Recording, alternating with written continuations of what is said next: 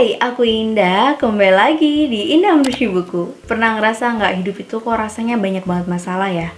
Masalah tuh rasanya berat banget. Tapi pernah kepikiran nggak kalau ternyata berbagai masalah yang datang dalam hidup kita itu sebenarnya masalah kecil, hanya kita saja yang memperlakukannya sebagai masalah yang besar. Nah, aku nemuin sebuah buku yang bisa mengubah perspektif kita kalau ternyata masalah yang kita anggap sebagai masalah besar itu merupakan masalah yang kecil. Buku apa itu? Ini dia bukunya, Jangan Membuat Masalah Kecil Jadi Masalah Besar. Dan ini dia identitas bukunya. Buku ini udah aku mention juga atau aku sebutin juga di dua video yang ini. Dan ternyata emang banyak yang request untuk aku bahas bukunya. Penasaran seperti apa bukunya? Yuk langsung aja kita mulai. Bukunya tentang apa sih? Jadi buku ini dimulai dengan kata pengantar penulis yang menceritakan tentang kisahnya yang mengubah dirinya. Dan dari kisah ini juga memperlihatkan inti dari buku ini. Ceritanya begini, jadi si penulis ini dihubungi oleh penerbit asing yang ingin menerbitkan bukunya. Si penerbit asing ini meminta penulis untuk mendapatkan kata pujian dari Dr. Dyer atau yang memberi pujian di buku sebelumnya untuk dia taruh di buku edisi bahasa asing ini. Kan kalau di buku biasanya suka ada ya pujian atau kalimat tentang bukunya dari seorang profesor, dari seorang ahli atau seorang pakar. Nah, hal tersebut sama dilakukan oleh penerbit asing, meminta si penulis untuk mendapatkan komentar dari si Dr. Dyer ini. Kemudian si penulis menghubungi Dr. Dyer untuk mendapatkan izin menaruh kutipan pujian tersebut di dalam buku bahasa asing yang akan dicetak, tapi ternyata dia tidak mendapatkan balasan dari Dr. Dyer. Terus si penulis ini bilang ke penerbit asing kalau dia nggak dapet izin dan emang nggak usah pakai kata pujian di bukunya. Tapi ternyata 6 bulan kemudian si penulis melihat di bukunya yang sudah terbit itu terdapat kata-kata pujian dari Dr. Dyer. Terus si penulis marah, khawatir akan konsekuensi yang akan diterimanya. Dia menelpon agennya untuk menghubungi si penerbit asing menuntut agar semua buku yang sudah beredar itu ditarik kembali. Terus dia juga kirim surat dan minta maaf ke si Dr. Dyer ini. Tapi ternyata setelah beberapa minggu kemudian si Dr. Dyer ini membalas tuh pesannya. Akan aku bacakan balasannya. Begini bunyi pesannya. Richard, ada 2 aturan untuk hidup dalam keselarasan. Pertama, jangan memusingkan hal-hal kecil. Dan yang kedua, semua masalah dalam hidup ini cuma masalah kecil.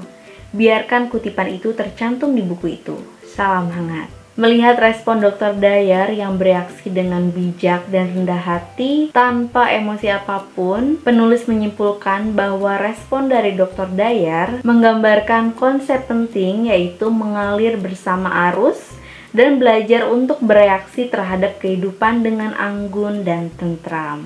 Nah, untuk bisa bereaksi seperti itu dalam menghadapi permasalahan hidup, si penulis ini membuat 100 strategi atau 100 cara dalam bukunya. Ini ada 100 cara.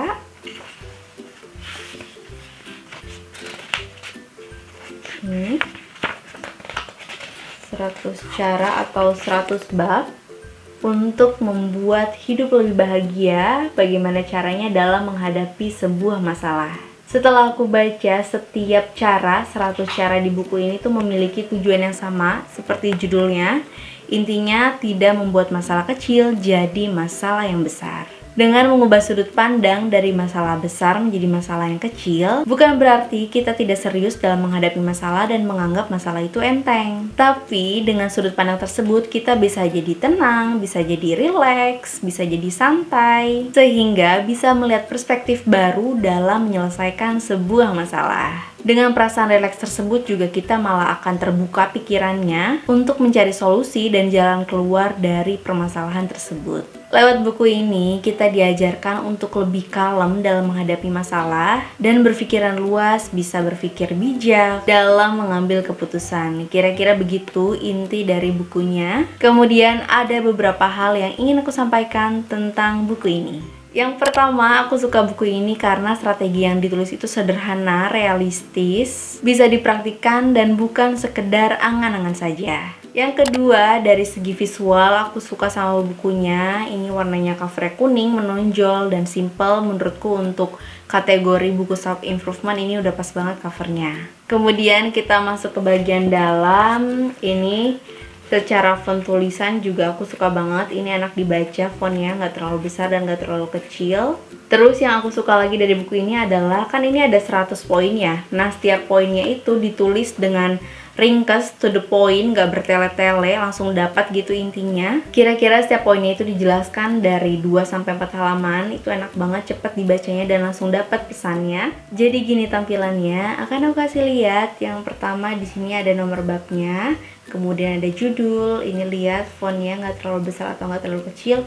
Dan di sini yang paling seru adalah ada kutipannya. Jadi bikin kita nggak bosen ketika bacanya. Kemudian yang ketiga, meskipun ini buku terjemahan, ini masuknya masih kategori aman, enak dibaca. Paling ada beberapa kata yang rasanya kayak agak nggak pas, tapi tetap masih bisa dimengerti dan enak dibaca.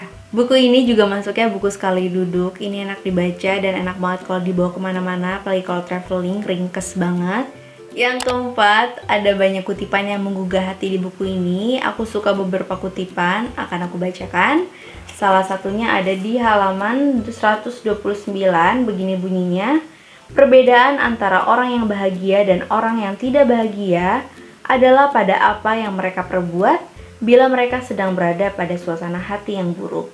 Jadi di kutipan ini disebutkan kalau bersyukurlah saat merasa senang dan bersikaplah tenang saat merasa susah. Itu kuncinya. Nextnya, poin yang kelima. Ini yang aku suka dari buku ini adalah di akhir buku si penulis tuh ngasih tahu bacaan yang dianjurkan. Jadi penulisnya juga nyebutin nih kalau buku-buku yang dia list di sini adalah buku-buku favoritnya, sehingga kita bisa tahu buku-buku apa saja yang si penulis ini tulis. Setidaknya jadi bisa menambah referensi bacaan selanjutnya. Kemudian poin yang keenam yang aku suka dari buku ini adalah bukunya relevan banget dan bisa diterapkan dalam kehidupan sehari-hari. Dan terakhir, menurutku buku ini pas banget untuk pembaca pemula atau untuk kamu yang lagi pengen baca buku self improvement atau buku pengembangan diri, bisa coba baca buku ini. Dan pas banget juga buat kamu yang sering cemas atau sering kepikiran banyak masalah, bisa cobain baca buku ini. Dan itu dia review buku Jangan Membuat Masalah Kecil Jadi Masalah Besar dariku. Gimana? Kamu suka nggak sama bukunya kira-kira? Kamu juga bisa komen di bawah buku self improvement atau pengembangan diri apa yang udah kamu baca. Siapa tahu bisa jadi referensi yang lain. Atau boleh juga request buku apa yang kira-kira cocok untuk aku review di video selanjutnya. Sekian video dariku. Jangan lupa untuk subscribe dan nyalakan notifikasinya. Semoga videonya bermanfaat. Sampai bertemu di video selanjutnya. Bye!